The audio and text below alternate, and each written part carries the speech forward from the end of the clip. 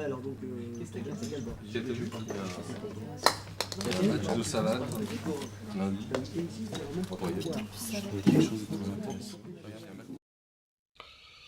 Bon matin, c'est la pause café. Heureux d'être avec vous et d'en prendre un à votre santé. J'espère que vous en avez un pas loin de vous. Je ne sais pas si vous le prenez avec du lait ou avec autre chose.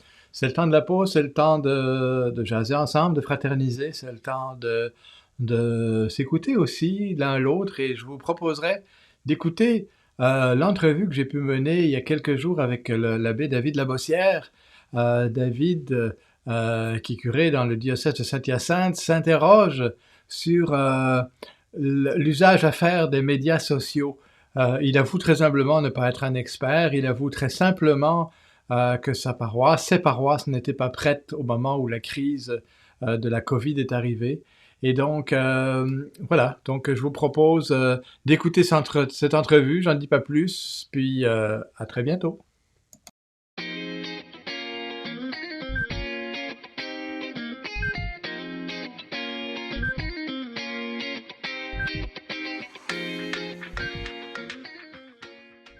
Alors, bonjour David Labossière.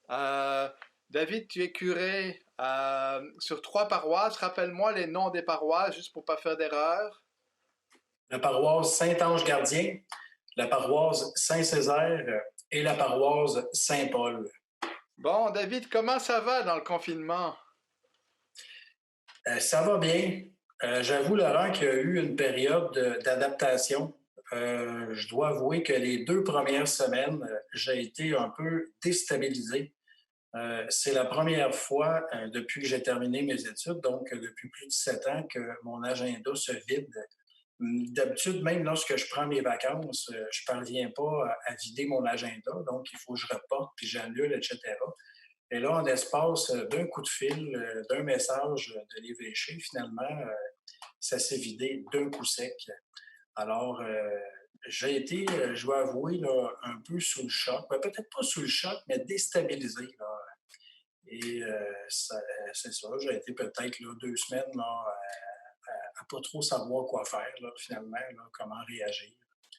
Mais là, je dirais que depuis, ben voilà, je pense que j'ai trouvé mon équilibre. Là. L'avant-midi, ben, je travaille sur les choses courantes de la paroisse. Et l'après-midi, ben, je me consacre là, plus aux travaux extérieurs, à l'entretien, au ménage. Et avec les 3 paroisses, au printemps, ben, je me suis rendu compte qu'il y avait beaucoup de travail à faire. Donc, finalement, je vais avoir beaucoup de travail pendant les prochains mois. Voilà.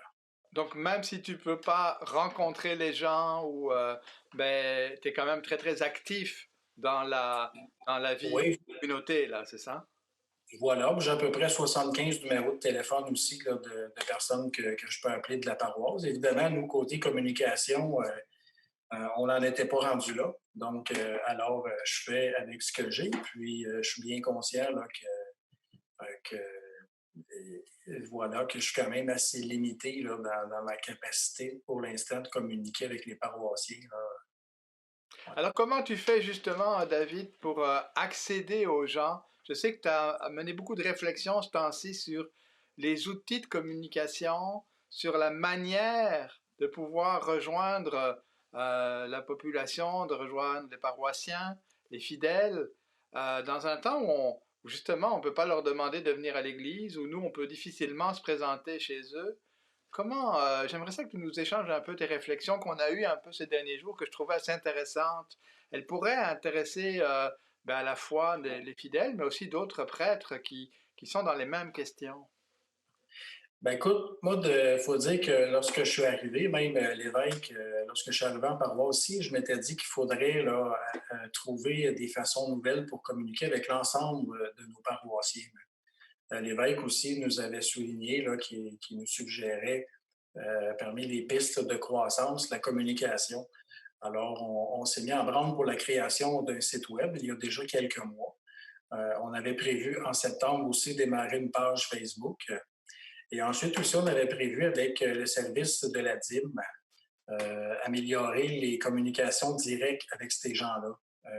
Que ce soit par lettre écrite, que ce soit par une banque de numéros de téléphone ou par une banque d'adresse courriel. Disons que c'était dans les plans Alors, j'avais là, sur 3 ans, là, à partir de l'an passé, mis en place, j'étais comme dit une stratégie. Là, évidemment, tout ça, ça vient d'être bouleversé. Et le problème, au fait, auquel je suis confronté, c'est que je suis tout simplement pas prêt. Disons, moi, Facebook, j'avais une certaine réticence. Étant donné que je suis déjà une personne publique, je ressentais pas le besoin là, d'aller m'afficher sur Facebook. J'ai toujours reconnu que c'était formidable, puis j'ai toujours encouragé les gens autour de moi à le faire. Mais moi, personnellement, j'avais pas vraiment d'intérêt. Au contraire, hein, j'essaie de garder ma vie privée. Là. Je trouve que c'est déjà assez public comme ça. Euh, Cependant, ce qu'on est en train de vivre présentement, disons que ça vient de briser mes résistances et je me rends bien compte qu'à partir de maintenant, et ça pour toute la durée de mon ministère, je vais devoir apprendre à vivre avec les médias sociaux.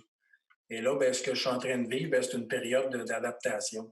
Je me suis inscrit sur Facebook, on a créé une page, mais j'ai l'impression d'être devant mille et une possibilités. Et puis, en lisant un petit ouvrage, celui de François Gloutenay, Mon Église sur Facebook, je me rends compte qu'il y a plusieurs façons d'utiliser Facebook, mais lui, il nous en propose une bonne. Alors, avec une petite équipe qu'on a créée, on est en train là, de se familiariser avec toutes les possibilités et la façon d'utiliser Facebook, et je dirais une façon constructive, qui soit bonne pour la paroisse, qui soit un bon investissement de temps avec un but. Je me suis rendu compte, bon, ben, si je vais sur Facebook, ça va être pour y faire quoi au juste? Est-ce que ça va être pour être à l'écoute de ce que les gens vivent? Est-ce que ça va être pour les informer? Est-ce que ça va être pour un ressourcement? Est-ce que ça va être pour, mettons, établir plus des relations personnelles? Et puisque je vais le faire avec d'autres, puisque je ne compte pas passer 1 heure par jour là-dessus, ben là, j'ai compris que c'est important d'avoir une bonne politique, là, d'avoir un projet bien ficelé. En même temps aussi, ben, il y a quelques mois, on a créé notre page web. Et là, bien, il y a eu beaucoup de changements sur la page. Genre, on avait des idées au départ, et lorsque c'est arrivé, on s'est rendu compte que c'était pas tout à fait adéquat. De un, on n'avait pas choisi un bon nom.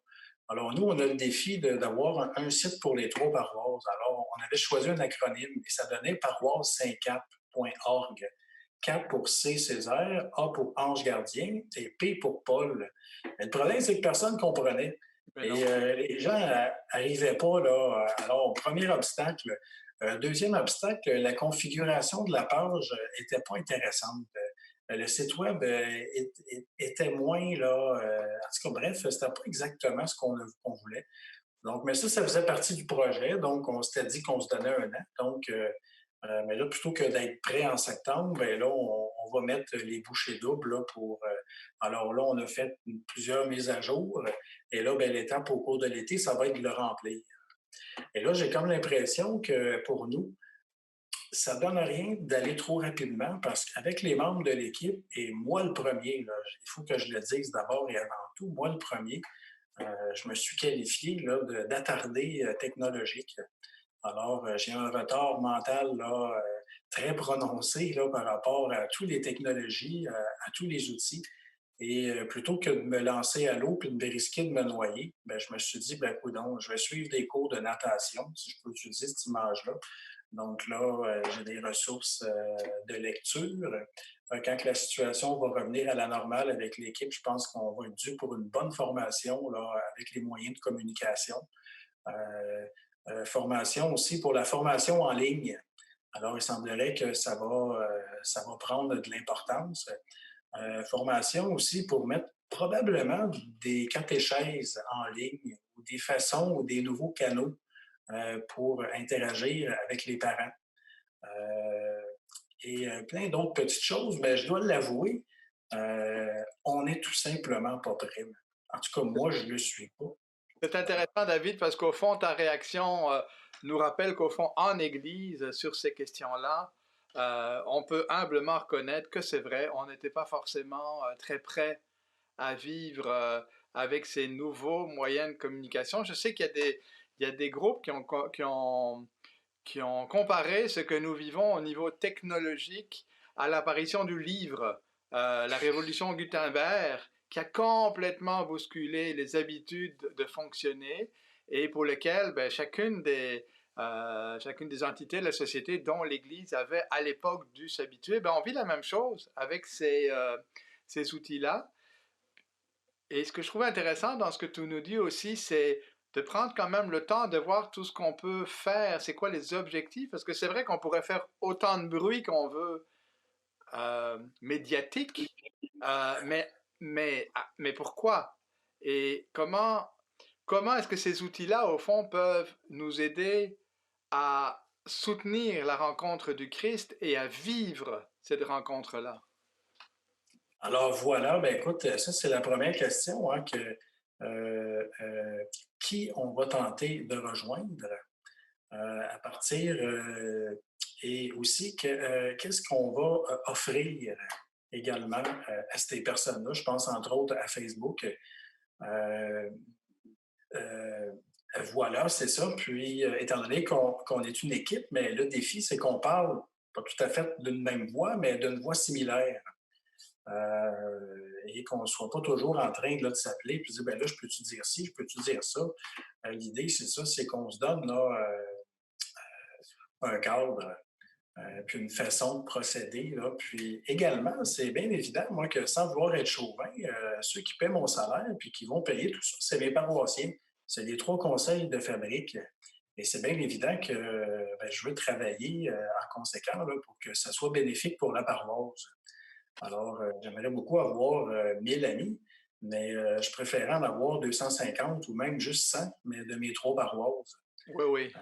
Ou plutôt que d'en avoir un grand nombre, mais que ce ne sont pas des gens nécessairement là, avec qui je peux finir par entrer en contact. Parce que moi, une chose qui m'apparaît importante, c'est qu'au-delà de tous les moyens formidables que la technologie nous donne, je crois que ça ne pourra jamais remplacer le contact humain. Je pense que c'est un peu ce qu'on voit là, dans la période de confinement, combien ça peut être dur là, pour un être humain d'être privé de relations directes et concrètes avec les gens.